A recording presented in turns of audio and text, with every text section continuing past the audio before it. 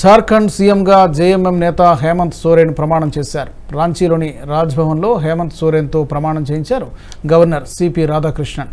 భూ కుంభకోణం కేసులో అరెస్టైన సోరెన్ ఇటీవలే బెయిల్పై విడుదలయ్యారు. దీంతో ఇన్ని రోజులు సీఎంగా కొనసాగిన సోరెన్ బుధవారం రాజీనామా చేశారు. చంపై సోరెన్ బుధవారం రాజీనామా చేశారు.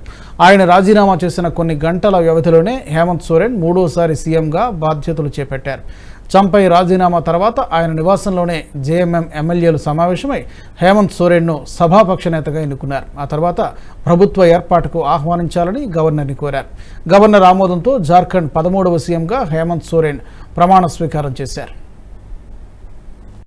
जनता को मेरी ओर से जोहार है। आज 4 जुलाई का तारीख है।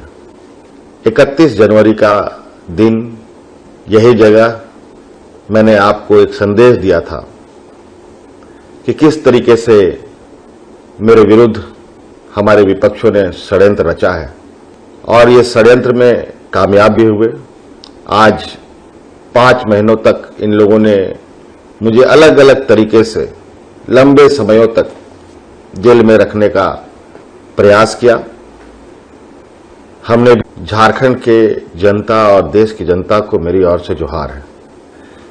आज 4 जुलाई का तारीख है। 31 जनवरी का दिन यही जगह मैंने आपको एक संदेश दिया था।